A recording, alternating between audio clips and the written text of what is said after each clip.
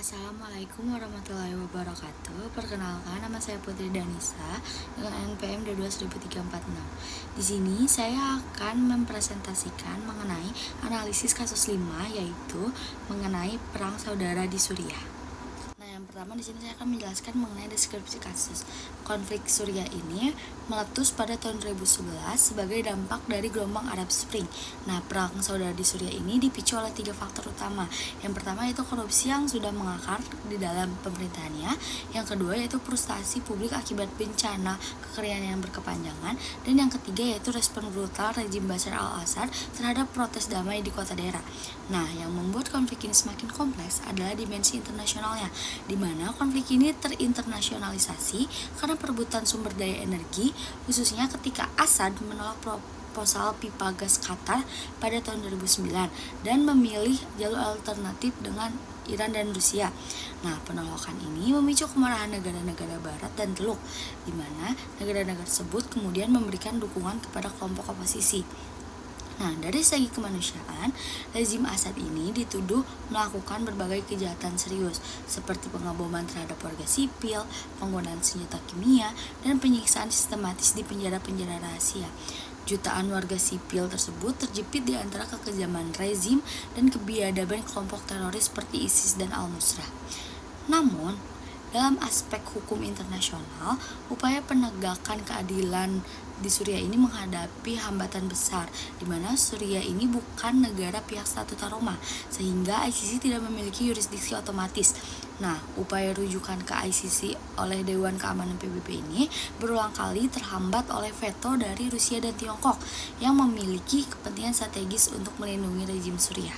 Nah, akibat kebuntuan tersebut, beberapa negara Eropa, terutama Jerman dan Prancis, kemudian mengambil inisiatif untuk menggunakan prinsip universal jurisdiction untuk menuntut para pelaku kejahatan perang Suriah di pengadilan nasional mereka.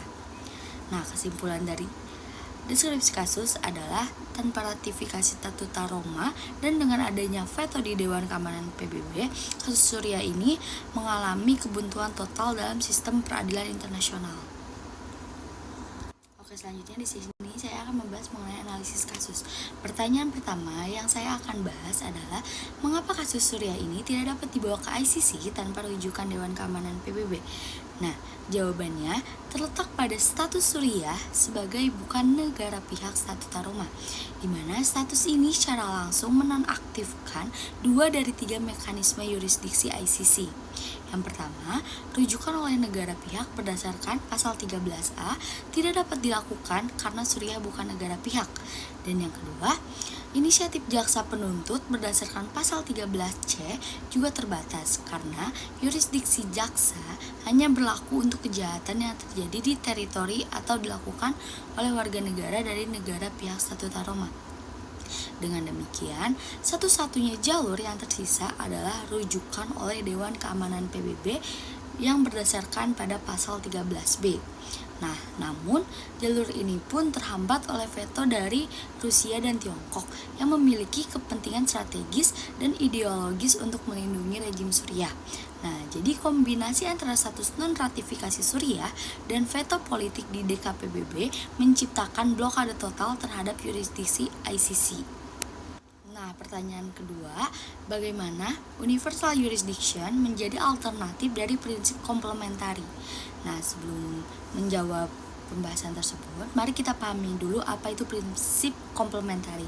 Berdasarkan pasal 17 Statuta Roma, ICC adalah pengadilan pelengkap atau last resort, di mana ICC hanya bertindak jika pengadilan nasional suatu negara terbukti tidak mau atau tidak mampu mengadili kejahatan. Nah, namun dalam kasus Suriah ini ada problem ganda di mana ICC diblokir oleh veto DKPBB dan Pengadilan Nasional Suriah jelas gagal berfungsi. Nah, kombinasi ini menciptakan impunity gap atau celah yang membuat pelaku kejahatan lolos dari keadilan. Disinilah universal jurisdiction berperan sebagai solusi, di mana prinsip ini mengizinkan pengadilan nasional negara ketiga seperti Jerman atau Prancis untuk menuntut kejahatan internasional paling serius, tanpa memandang di mana lokasi kejahatan terjadi atau apa kewarganegaraan pelaku dan korbannya. Jadi, Ketika jalur peradilan internasional yang menggunakan prinsip komplementari idin tertutup, universal jurisdiction ini membuka jalur paralel di tingkat pengadilan nasional negara lain untuk menegakkan keadilan. Nah, selanjutnya pertanyaan ketiga, bagaimana prinsip exhaustion of national remedy gagal diterapkan dalam konteks Suriah? Nah, prinsip exhaustion of national remedy ini mengharuskan korban menempuh jalur hukum nasional terlebih dahulu sebelum mengakses forum internasional. Namun, prinsip ini hanya berlaku jika ada jalur hukum yang benar-benar berfungsi. Dalam kasus Suriah, ada 3 alasan fundamental mengapa prinsip ini gagal. Yang pertama yaitu tidak ada jalur efektif. Maksudnya di sini yaitu tidak ada jalur hukum yang berfungsi untuk menuntut pejabat tinggi militer atau intelijen yang melakukan kejahatan perang. Dan yang kedua yaitu sistem peradilan adalah alat represi. Di pengadilan Suriah ini tidak independen. Justru pengadilan Suriah ini digunakan oleh rezim Assad sebagai instrumen untuk menindas, menyiksa, dan mengeksekusi lawan politiknya. Pengadilan menjadi bagian dari aparatur kejahatan, bukan sebagai penyedia keadilan. Dan yang ketiga yaitu resiko keamanan ekstrim, di mana meminta korban mengajukan tuntutan di pengadilan Suriah adalah tindakan yang sia-sia dan sangat berbahaya.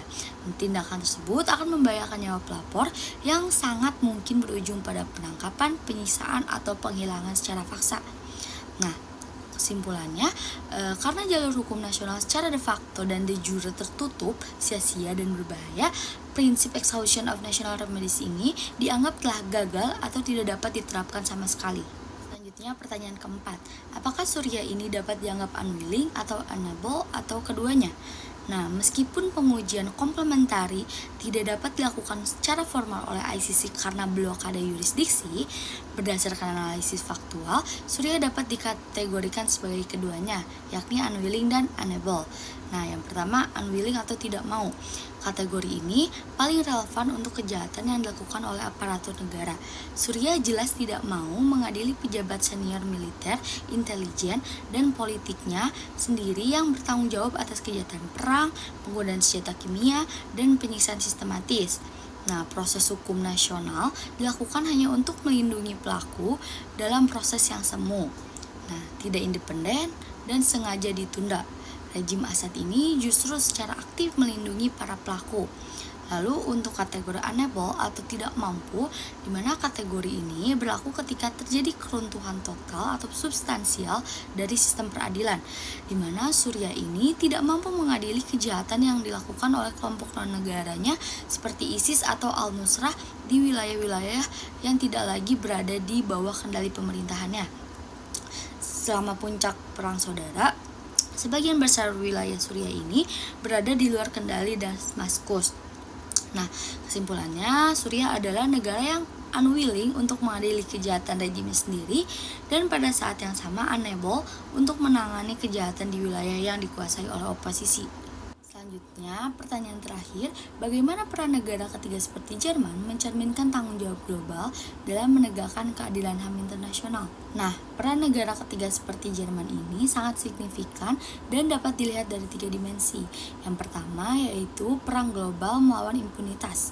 Jerman sendiri menggunakan undang-undang nasionalnya untuk mengirim pesan kuat bahwa pelaku kejahatan internasional tidak dapat bersembunyi dimanapun, meskipun mereka dilindungi oleh negaranya atau oleh veto di Dewan Keamanan PBB. Dan yang kedua, mengenai konsep hostage humani generis, di mana pelaku kejahatan internasional adalah musuh seluruh umat manusia. Dengan demikian, setiap negara memiliki tanggung jawab untuk mengadili mereka atas nama komunitas internasional, bukan hanya untuk kepentingan nasionalnya sendiri. Dan yang ketiga, yaitu akses keadilan bagi korban. Ketika para korban dan penyintas Suriah ini melarikan diri ke Eropa, negara-negara seperti Jerman bekerja sama dengan mereka untuk membangun kasus hukum. Hal tersebut merupakan bentuk nyata dari penyediaan akses to justice yang ditolak di negara asal mereka. Nah, ketika lembaga politik global seperti Dewan Keamanan PBB dan peradilan internasional seperti ICC gagal bertindak karena alasan politik, negara-negara ketiga menjadi lengan panjang keadilan atau the long arm of the law, di mana hal tersebut untuk menegakkan hukum HAM internasional. Nah, tanggung jawab untuk menegakkan keadilan ini beralih kembali ke negara-negara yang memiliki komitmen dan kemampuan untuk bertindak. Nah, demikian presentasi saya mengenai analisis kasus perang saudara di Suriah dalam perspektif pengadilan HAM internasional.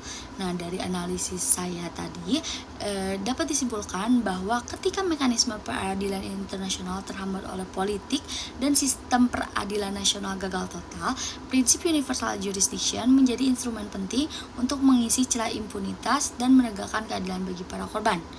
Terima kasih atas perhatiannya. Mohon maaf apabila terdapat salah kata atau salah ucap.